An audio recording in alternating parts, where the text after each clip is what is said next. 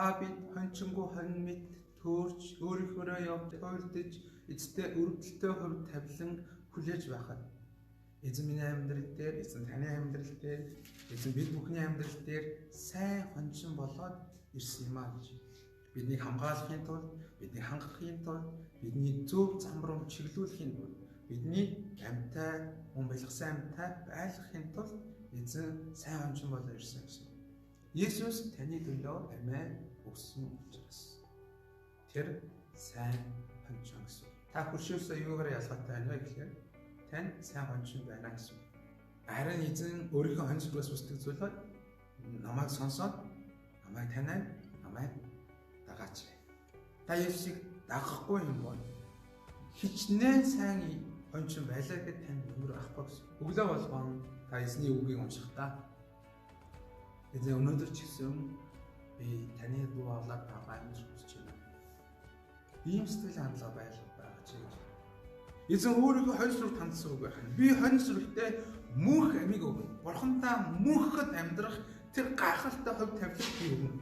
Дараа нь тэр хизээж мөхгүй юм аа. Миний хонь сүрэг хизээж хичнээн зовлон тохиолдож исэн, хичнээн асуудал бэрхшээл тохиолдож исэн ч эзний хонь сүрэг бол хизээж мөхдөггүй маа гэж. Харин 3 дугаар нь хэлсэн хинч гараас минь миний хонь сүргийг булаахгүй.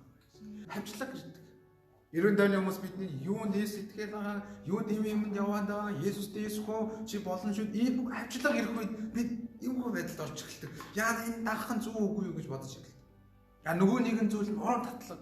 Есүс илүү мөнгө амлах үед, Есүс илүү гоо сайхныг амлах үед, Есүс илүү зугаа цэнгэлийг амлах үед, Есүс илүү амар тайван байдлыг амлах үед бид тийшээ явах гэдэг урагдлаханд ордог. Энэ хоёр зүйл бидний Есүсийг дагах гэдэг үнэхээр том саад болдог зүйл байна.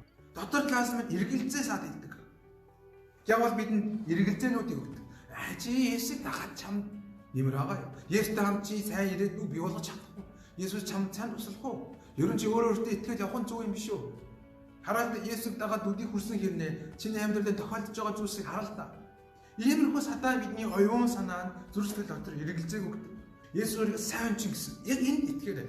Тийм таны амьдрал зөндөө олон уруу татлаг гарсан гэж. Зөндөө олон хавчлагууд бий болсон ч гэсэн тань зөндөө олон эргэлзээ төрж байсан ч гэсэн Есүс бол сайн хончин, Есүс бол сайн хончин, Есүс бол сайн хончин ийм итгэл байгаарай.